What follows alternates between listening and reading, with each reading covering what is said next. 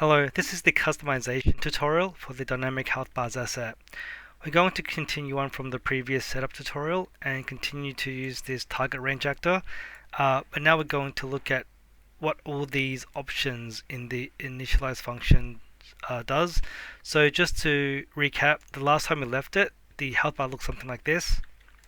We changed the color, we added segments, we changed the name, and we added that optional percentage to the right. So if we look at the initialize options, widget scale, that should be fairly self-explanatory. It's just going to scale that widget depending on what number you put there. So if we set that to 5, for example, it's going to make the health bar absolutely massive. It retains the quality, so you can see that even though it's really big, you don't get any artifacts. It's still crystal clear. So let's set that back to, let's set it to 1.5, so it's slightly bigger and we can see some of these other settings a little bit better. The max value is whatever health value this health bar has when you initialize it. So as you can remember from the last tutorial, it's set to 100 and we're doing 15 damage per hit. So it's doing essentially 15% every time you hit this target range actor. So for example, if we set that max value to something really big like 2000, then each shot should be a lot less significant in terms of how much damage it does percentage wise on the health bar, right? So you can see that each shot moves the health bar a lot less. So let's set that back to 100. The level allows us to have an optional number beside the name. So let's say we set that to 15. Run it. You see that it's got like a 15 next to the name. Useful for games when you want to show the level of the actor. So if you're doing like an RPG or something like that, this actor that you're fighting is level 15. So lots of situations where I think that might be useful. If it's set to -1 or 0, that means don't show that level. Hide if main bar full.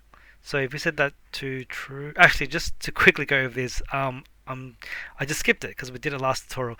Essentially, if you set this to true, then that just means that this, and as long as you've set up the occlusion volume properly, as we went through in the last tutorial, then this health bar can be hidden depending on whether the actor is on screen or not, or whether it's hidden by something.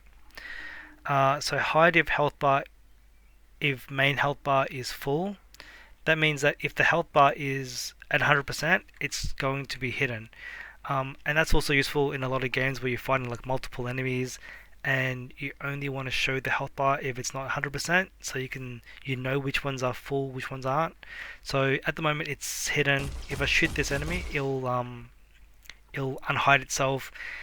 If it reaches 0, at the moment it'll hide itself again, because that's using the logic that we had last week, where if the health is below 0, it sets it back to 100%. So that's where that logic kicks in. So let's set that back to false because we want to see these options. By default, if you set nothing for this material, it's going to use a plain white texture, which you can then change by this color option. If you set that to another material, it will use that instead. So this supports any material. You can put in animated materials. So the asset comes with 3 default patterns. So let's just try this one. Let's turn off the segments for this. So it can look something like this. Oh, actually, one more thing. If you do use a material, you probably want to set the color to white, which means that it would use the default color of the material without tinting it. So this uses the first pattern, and you can see it's an animated material. It's just a really simple pan function in the material itself. And there's a couple more. They're all pan functions. So if we do pattern 3, for example, it'll look something like that. Now there's a pattern 2 as well, but I won't bother showing that. Let's set this back to use the default material with nothing selected. Let's set the color to, I don't know, something like that. Shear will just angle the whole health bar. So we set that to -15. It's going to angle at 15 degrees.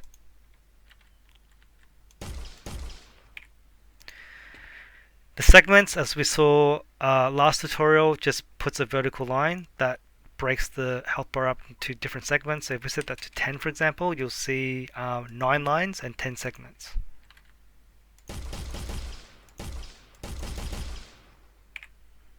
Let's set that sheet back off to 0. Elite frame allows us to put a special frame that I've made around the health bar, so it makes it look a little bit more epic. If you're fighting like a boss or an elite character, you can set that to true, and it just puts this extra elite frame around the health bar, which could be useful in depending on your situation. So show percentage we've already seen, and we've kind of got it on already now. It just shows like a percentage of the health bar on the right side, so 100, 85, 70, 55. The show highlight, now this is really subtle. You might not even be able to see it even as I explain it. So show highlight, if I set that to false, the health bar is a little bit flatter. I don't know if you can see, but that blue color, it looks quite flat. If we set that to true, then there is an additional white highlight through the middle of it that looks slightly more 3D. So that option, it's very subtle, and in some cases, whether you have it on or off, you might not even be able to tell. Status bar collapses, I'm going to leave that until a little bit later because I want to talk about the status effect feature in conjunction with this. Fade if not hit duration, at the moment, the health bar is always shown, of course, unless it's occluded, but otherwise, it's always shown regardless of when it's been hit. And if you set it to -1, that means it's always shown. If you set this to anything other than -1, so let's set it to 3, for example, that means that if the health bar hasn't changed in 3 seconds, it's going to turn itself off. So if we, which means by default it's going to be off because it hasn't changed essentially since the game started. Now if I hit the target, it's going to turn on, and 3 seconds later it should turn off. So again, might be useful in situations where you have a ton of health bars and you want them to turn off if they haven't been, like, if they haven't been updated for several seconds. Let's set that back to -1. The distance visible is, so beyond this distance the health bar turns off. By default it's 3000 umbral units, which is 30 meters. So let's set that to 1000, which is 10 meters, so we can see this effect a little bit easier. So if I move out beyond 10 meters, it's going to turn off.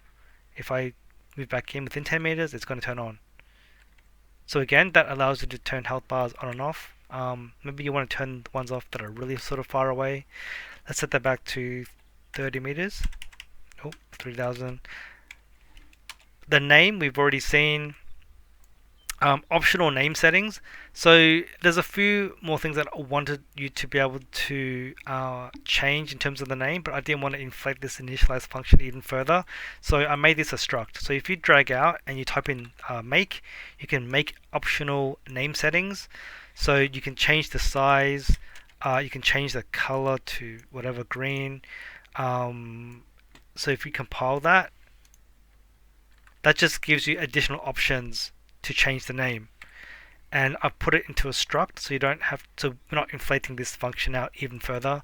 You can offset it as well. Maybe you want to make it way higher for whatever reason, so you can do that as well.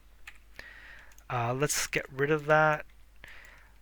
Optional level number settings, that's just the same type of settings but allows you to apply it to the levels variable. Again, just don't want to inflate this initialize function any further. Optional multiplayer settings, I'm going to leave that until the next tutorial. And then these optional bars, which I believe we've kind of seen in the previous tutorial, like here, allows us to add additional bars beneath the main health bar. So if I drag this out and type in make,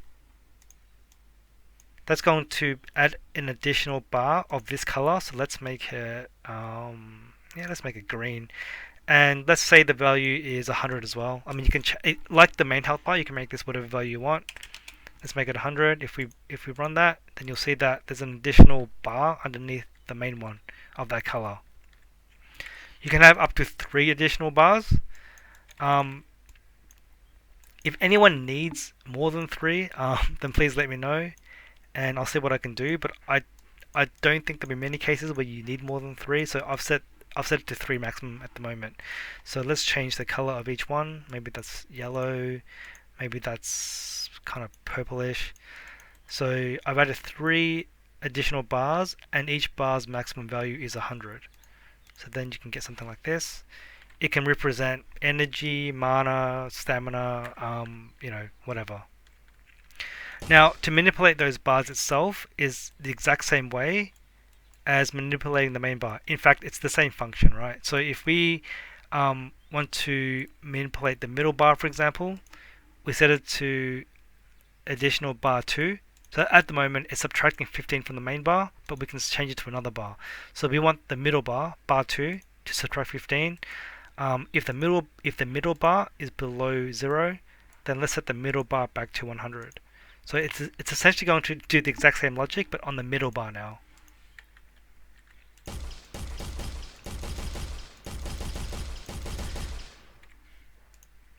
And every function that you can call on the main bar, you can call on any of the 3 additional bars. So those are the core settings on the initialize function.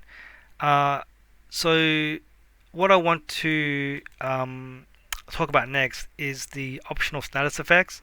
So if you go to the demo map, there's a couple of characters set up to show status effects. So I'm just going to really quickly show that. So if I open the map, yeah,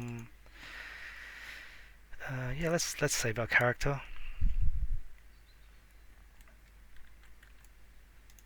And I run that. This status effects one. So if you haven't seen this level comes with the asset, and it just shows a bunch of mannequins set up with different looking health bars.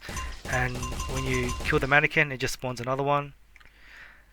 You can look at the blueprints to see how each of these are set up. So this has all the bars. So this status effects one, if I shoot him, each time it applies a random status effect. Now the logic's set up to do it randomly. Obviously in your game it won't be random, it'll be whatever effect that you choose it to be. And then it stays for a few seconds and then it disappears. So I'm going to go back and show you how to do that on our other target actor. So let's go back to the first person map. Excuse me.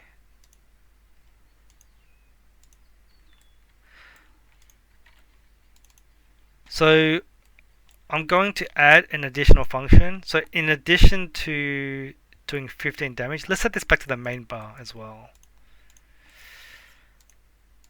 So in addition to doing 15 damage, I also want to apply a status effect. So add status is the function. Now we need to give it an icon. So the package comes with 4 icons: fire, ice, poison, and lightning, or shock, I believe it's called. So we're just going to use the fire icon for now, just as a test. Obviously, you would use whatever icon it is that you calculate yourself, but for this test, I'm just going to use the fire one. So you have to give it a token. This allows the system to know which icon to remove at the end of its duration, and you can call this whatever you want. So let's just call this fire token, for example. You have to give it a duration, let's say 3 seconds, and I'll explain the stackable in a minute. So if we compile that, so every time I shoot the target, it's going to remove 15 health, and it's going to apply an icon for 3 seconds. So after 3 seconds, it'll disappear, and you can have like additional ones. Each one has its own timing, so each one will disappear after 3 seconds. Okay. Now, this stackable option, that basically means that it refreshes the icon instead of adding a new one. So in this case, it means that if I hit someone, it applies a fire status, and then after 3 seconds it disappears. But if I hit it again within 3 seconds, it will update the current status instead of applying a new one. So it refreshes. So you can see that if I hit multiple times, it won't apply a new one. It just refreshes the current one. So as long as I shoot within 3 seconds, that will never disappear. But then if I leave it for 3 seconds, then it should disappear. So that's what that stackable option is for. And in a lot of MMOs, some status effects will be stackable, some are not. So that's what that's there for. So let's turn that off so we can see more icons for this test. And going back to this one value that I skipped before, where was it? Status bar collapses. Okay, so right now you can see that the health bar is at a certain position on screen. If I shoot this target range and a status effect icon comes on, you'll see that the health bar gets pushed up. Sorry, when it's that's because sorry. By default, I believe it's on. I think I just turned that off just then. I've kind of spoiled it. So you can see that if I shoot this target range, it pushes the health bar up, and then when the final icon disappears, the health bar kind of collapses back down. Now you might want that, or you might think that looks a bit jarring if you have lots of health bars and lots of status effects going on off all over the place. So if you disable this, status bar collapses, then that health bar is always going to be in the same location. So you can see that if I hit him with the status effect, it doesn't change the health bar location. And then when that icon disappears, the health bar doesn't move. So it's obviously a lot more stable, a bit less jarring. If you have a lot of status effects going on, maybe this is the option that makes sense for you. And there's a couple more things that I want to talk about, but that is all the options on the initialize function. There's a couple more options in the actual health bar itself that you might want to turn on and off and change. So if I go to the blueprints folder of the dynamic health bars and I go to widgets and I open the widget floating health bar, which is the main health bar of this asset, and we look at the settings in the blueprints, there's a bunch of things that we can change. So if you pay attention to the main health bar, when I shoot, you see that there's two things that happen. One is you see like a white flash kind of appear at the point of the health bar where the health bar is animated from, and you see also kind of behind the health bar there's a white bar that animates. It's called the catch-up bar. So this basically shows you how much damage you did in a sense. So if you do a really high damage attack, you sort of see that white bit and it gives you more feedback about how much that attack actually did. But if you don't like it, you can turn it off. So you can turn off that white flash, the white flash by turning this play hit animation off. So you can see now it still does the catch-up mechanic, but you don't get that flash at the point of where the health bar starts moving from. I'm going to just quickly turn off the status effects because it is kind of getting in the way of what I'm trying to show. If you turn off the catch-up mechanic in this variable, then it's not going to show that white catch-up animation behind the health bar as well. It looks a lot more static. I prefer it with those animations on, but you might prefer it to be a bit more basic in your game. It's up to you. So if I turn those back on, there's one more setting. You can change the catch-up speed. So by default it's 0.65. You can change it to say 0.1, which means it'll catch up really slowly.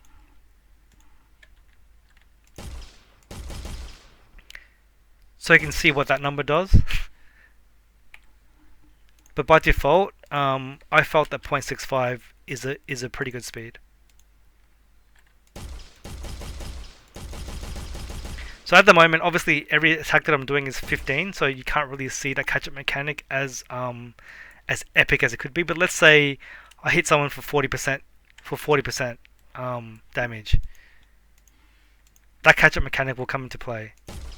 So you can see that I did massive damage, and that white bar kind of indicates that. So that's pretty much all the options. There are a couple more, but they're kind of there's a couple more options here. You can sort of play around with them. Generally, I don't think you really have to change these too much, but you can sort of see what they you can sort of play around with them. Basically, what these two do is that it controls how big the widget is depending on the distance. Um, but I'll leave that to you to sort of play around with. If anything doesn't make sense, you can always contact me on Discord or email me. But that is the customization options. There are some multiplayer settings as well, but I think I'm going to go through that in another video because that requires a little bit more setup and that's a little bit more involved. And also, most people probably don't need to use that, so I don't really want to make this video any longer than it has to be. But otherwise, those are the options. And thanks for watching.